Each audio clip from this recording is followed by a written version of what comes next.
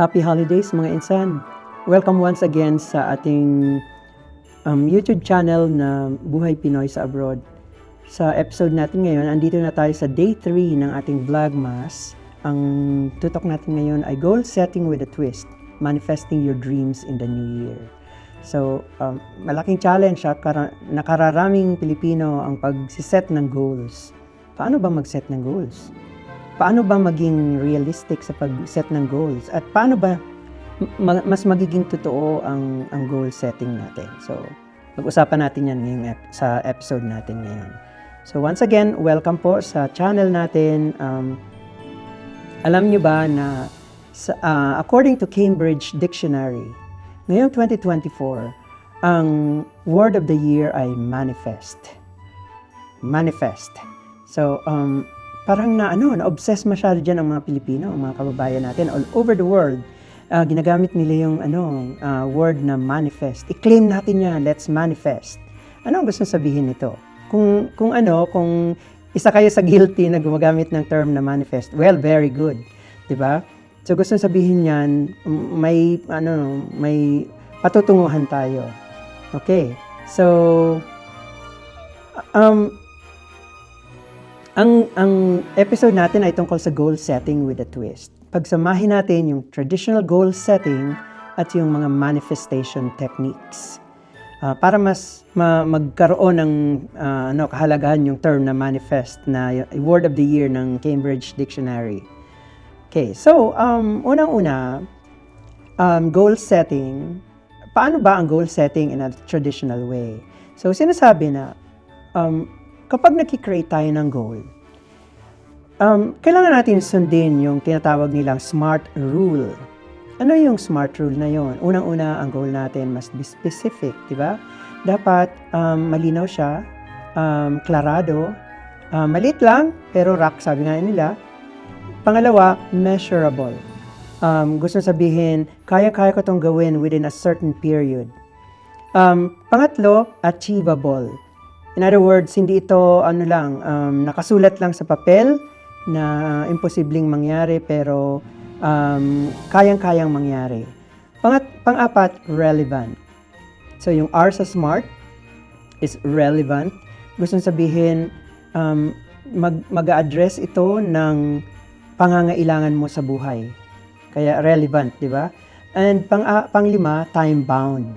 So, hindi ito isang bagay na gagawin mo within the next 10 years or within the next 30 years. Kailangan, short lang siya. Short and swift. Kung kinakailangang ma-achieve yan this year, it has to be achieved this year. Kung ma-achieve yan within the next 6 months, i-achieve na yan within the next 6 months. Kung ang target mo ay 4 months lang, then so be it. By April, dapat na-achieve mo na yung goal mo. That makes your goal SMART, di ba? Once again, it's specific, measurable, achievable, relevant, and time-bound. Okay, so ang isang limitasyon lang ng traditional goal setting is kung minsan nakukulangan ng inspirasyon at motivation. So, bigyan ko kayo ng halimbawa. May mga tao, dito sa Amerika in particular, very common dito ang gym membership. Sa Pilipinas, common na rin, pero mukhang mas common dito kasi kung saan ka na lang makakakita ka ng mga gym. At yung mga popular gym brands na maaring narinig nyo na o nakita nyo na sa mga advertisements, kahit sa mga neighborhoods, meron sila. And they maintain the same quality control. So in other words, kung member ka ng Fitness First, for example, kung ano yung i-enjoy ng mga na standard ng Fitness First member sa ibang lugar, yun din ang may enjoy mo sa neighborhood Fitness First branch mo. So balik tayo doon. At the beginning of the new year, maraming tao ang mag-i-enroll sa mga gym. Di ba? Pagkakain ng napakaraming spaghetti at maraming macaroni salad, ayan, inimbak nila yung at kulang sa tulog, maraming wine, inimbak nila yung mga calories nila. Ngayon, sasabihin nila, malaki na ang tiyan ko, mag-i-enroll ako sa gym. Ayun, January 1st, plano na. By January 3rd, nag-enroll na. So, diretso na, bumili ng sapatos, bumili ng mga kung ano-anong mga paraphernalia na gagamitin sa gym. Well-planned. Pero by March or April, bakante na uli yung gym. And trend po yan. Kahit patingnan nyo, kahit tingnan nyo yung traffic. Ako kasi dati akong member ng isang gym, hindi ko nasasabihin kung ano, pero mukhang nasabi ko na kanina. May sarili silang app. Tapos makikita mo dun sa app nila yung traffic for the day. Siguro pag nagsaswipe, di ba? Pag nagsaswipe ng card nila yung mga members, nare-retain doon, nakikita yung statistics. Makikita mo, by January, February, March, kalahatian ng March, grabe ang traffic. Halos, parang may rally sa loob ng gym. Pero, by April, ikaw na lang, mag-isa. Kahit pa tumambling ka sa loob ng gym. Ang konti na lang talaga ng tao. So anyway, ito yon. Nakukulangan kasi tayo sa inspirasyon and motivation. So hindi lang yan totoo sa gym, kundi sa iba pang mga goals natin. For example, magpapayat na ako, magda-diet na ako, di ba? Well-planned mo yung diet, nakulangan ka sa pagkakita mo ng lechon, nakalimutan mo na yung goal mo. Or, mag-aalkansya na ako, magsisave ako para sa travel. By April, by May, bumili ka ng bagong cellphone. 32,000 worth na cellphone. So, wala na yung yung plano mong mag-travel dahil na-channel na yung interest mo sa isa pang bagay. Diba? So, yan ang mga temptations na nagre-reduce ng ating inspirasyon at motivation in relation to traditional goal setting. Ano naman ang manifestation? Ang manifestation ay yung paniniwala na ang ating mga iniisip at pinaniniwalaan ay may kapangyarihang maimpluwensyahan ang ating realidad. Sasabihin niyo siguro, hindi naman yan totoo dahil nasa isip lang. Oo nga, pero very powerful ang ating isip, di ba? So psychologically, kung ano ang iniisip mo, 'yan ang mangyayari. Kung lagi mo kung pessimistic ka na tao, laging negative ang thinking mo, chances are 'yan ang magga-guide sa direction mo sa buhay. Pero kung positive naman ang mga iniisip mo, magiging maganda ang buhay mo. So itong manifestation na to is yung mga paniniwala natin na ang ating iniisip ay may kapangyarihan na maimpluwensyahan tayo. So, yun. Halimbawa, ang plano mo ay gusto ko by the middle of the next year, kailangang marating ko ang South Korea. So, pagpaplanuhan mo yun, ilalagay mo, magde-develop ka ng mindset na may travel goals ako at gagawin ko ang lahat para ma-achieve yung travel goals ko na yun. Part noon ay savings, magsisave ako. On a regular basis, magsisave ako. Kukunin ko, kahit maliit lang ang savings ko, magsisave pa rin ako. Dati may mga may mga personal whims and caprices. For example, lagi akong nasa Starbucks dahil nagko-collect ako ng points para magkaroon ako ng bago nilang diary. Ano na magagawin mo doon? Di ba? O yung planner nila, o kung ano man ang tawag mo doon. Dito kasi sa States, wala namang ganyan. Kung may travel goals ka at kung konkreto yung plano mo, maaari mong i-modify yung obsession mo na mag-Starbucks on a regular basis. At yung pinagsa-Starbucks mo ay ilalagay mo na lang muna sa savings mo. Hindi naman yun permanent. Baka naman sabihin nyo, ang killjoy mo naman, yun na lang ang personal satisfaction ko, di ba? Oo, pero kung may goal ka, at sa tingin mo makaka-apekto yan sa goal mo, baka naman, pwede mong i-modify, di ba? O kung hindi mo kaya completely i-give up, at least, pwede mong i-modify ng konti. Ayun. So, paano ba ginagawa paano i-manifest ang mga pangarap mo? Through yung tinatawag na visualization. Ang visualization ay Personal kasi ang visualization eh. Ano ang ginagawa nila? Usually, pikit mo yung mata mo, iisipin mo kung ano ideal future mo. O kung ano ang mga plano mo na dapat mangyari sa bagong taon. At kung gusto mong gumanda ang buhay mo, paano mo gagawin yun? So, stay in a quiet place, close your eyes, and pag-isipan mong mabuti kung ano ang gusto mong maging, di ba, sa susunod na taon. Pangalawang proseso is yung tinatawag na affirmation. So, ang affirmation naman is i-convince mo ang sarili mo with a very strong conviction. Kaya ko to.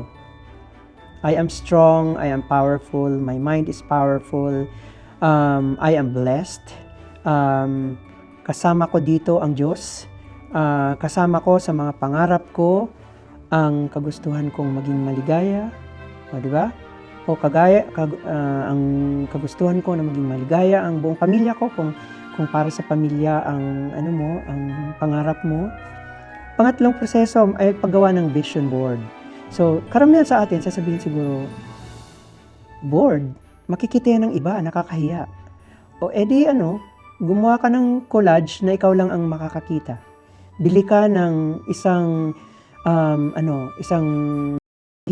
journal. Gawin mong collage yung journal. Maggupit-gupit ka dyan ng mga pictures ng Japan o ng Korea o ng Croatia o ng kung ano pang mga lugar na gusto mong maabot sa 2025. Di ba? O kaya mga quotes na nagre-represent ng mga pangarap mo. So, anything na sa tingin mo ay magbibigay sa iyo ng inspirasyon. Para pagdating ng araw, bubuksan mo yung vision board mo na yan. Makikita mo yung mga ginapit mo. Makikita mo yung mga quotes na kinolect mo. Sasabihin mo, eto pa rin, malakas pa rin ang ang pangarap ko na ma-achieve sila. Di ba?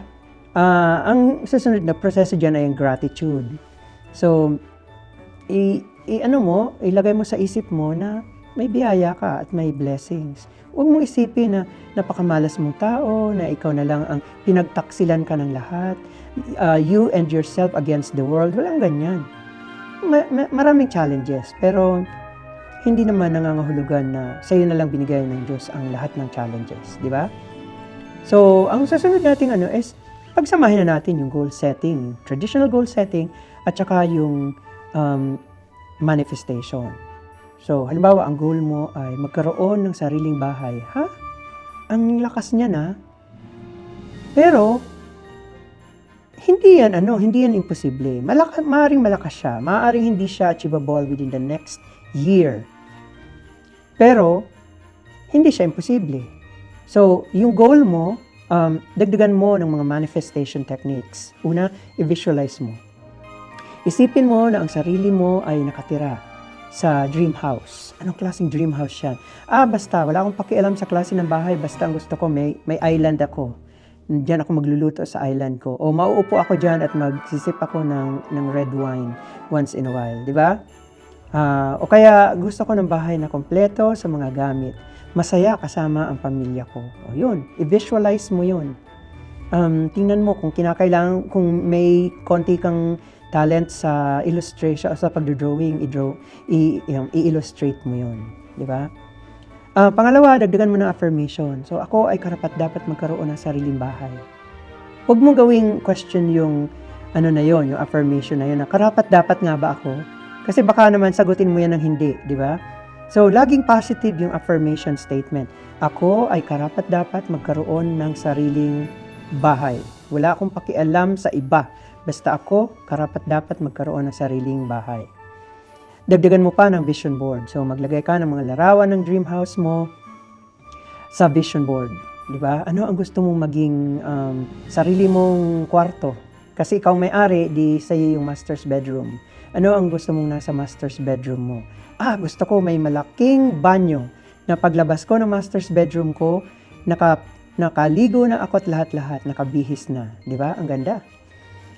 At meron akong napakalaking coffee maker na magkakape ako kahit anong oras ko gusto at lagi siyang mainit, di ba? At dagdagan mo yung vision board mo na action plan, mag-research tungkol sa mga housing loan options, mag-ipon ng down payment, maghanap ng mga properties, maghanap din ng mga connections na maaaring magbigay sa iyo ng mga mas murang packages, di ba? O maghanap ng inspirasyon sa ibang kaibigan na nakabili na o may plano ring bumili ng property nila. Para meron kang ka-compare notes ika nga, di ba? Mas maganda kasi yung meron kang mga kaibigan na nakaka-relate sa iyo kaysa naman sasabihin mo sa tropa mo na, alam mo, gusto kong magkaroon ng bagong bahay next year. Sasabihin sa iyo, nangarap ka pa. Di ba? Ang hirap ng ganyan. Hindi sila makarelate sa iyo. Ayun. So, bigyan ko kayo ng mga tips para sa effective manifestation. Ang unang tip ay maging specific sa mga pangarap at goals natin. Very specific. I-observe natin yung SMART rule, di ba? Specific. Huwag mong sabihin, gusto kong maging si Elon Musk at gusto kong makarating sa Mars. Good luck na lang, di ba? Hindi yan specific. Pangalawang tip ay maniwala na posible itong mangyari. Lagi tayong maniniwala na tandaan natin, our mind is very powerful. Kapag inisip ko na magkakasakit ako, magkakasakit ako. Pero kapag inisip ko na magkakaroon ako ng sarili kong bahay at magkakaroon ako ng mga travel achievements sa susunod na taon, mangyayari yan. Pangatlong tip, maging consistent sa pag-visualize at paggamit ng mga affirmation. So, gawin natin consistent yun. So, kagaya ng pag-alkansya, di ba? Pag-diet, pagpunta sa gym, maging consistent din tayo sa pag-visualize at sa paggamit ng mga affirmations. Kahit nasa tricycle ka lang, kahit nasa pampublikong transportation, kahit naglalakad ka kung saan, mag-visualize ka pa rin, di ba? At gumamit ka pa rin ng affirmation, kaya ko to, malakas ako, mangyayari ang mga iniisip ko. Ang isa pang tip ay magpasalamat at maging positive. Think positive, sabi nga. Diba? Wala nang iba pa na magbibigay sa iyo ng positive thinking kundi ang sarili mo. Huwag kalimutan gumawa ng action para mas maabot yung mga pangarap. So, once again, yung action plan, laging kasunod yan ng mga iniisip natin. Huwag lang tayo mag-isip. Gumawa rin tayo ng action plan. Kaya importante na kapag nag-goal setting and manifestation tayo, may hawak tayong notebook na papel at lapis para na isusulat natin yung kung ano ang gusto nating maging. Okay, ako, kung tatanungin niyo ako, meron akong mga goals sa buhay at akin lang yun muna. Pero kapag malapit na, sinishare ko yun sa pamilya ko. For example, nung talagang para sa amin, imposibleng magkaroon ng foreign travel. Pero nagawa namin mag-travel sa France, sa Netherlands, the other year. At nitong past year, nakarating kami ng Switzerland and Italy. So, kung lagi lang negative ang thinking ko, walang mangyayari. Kung lagi lang akong magwa-whine, lagi lang ako magrereklamo na, ay, napakabigat ng trabaho, laging walang pera, laging walang oras. Lagi talagang walang oras, laging walang pera, di ba? Lagi talagang bibigat ang trabaho. Dahil powerful ang thinking natin, eh. Powerful ang isip natin. Sobrang nakaka-impluwensya. Ayun, so sana nahikayat ko kayo na subukan din yung goal setting and manifestation techniques na nasabi natin. Mag-share din po kayo sa comment box ng mga sarili nyong tried and tested ways of goal setting and manifestation para malaman din natin. Promise, libre shout out kapag ginawa nyo yan. So yun. So at sana po lagi nyong susundan ang iba ko pang social media channels sa Facebook page, sa YouTube, sa Instagram at sa TikTok. Itong episode na to ay third day lang to ng ating Vlogmas for the entire month of December. Kaya ini-invite ko pa rin kayo na bisitahin ang channel ko at manood pa rin. Sana may makuha kayo na something na pwede nyong gayahin at pwede nyong i-experiment sa buhay nyo sa darating na mga araw.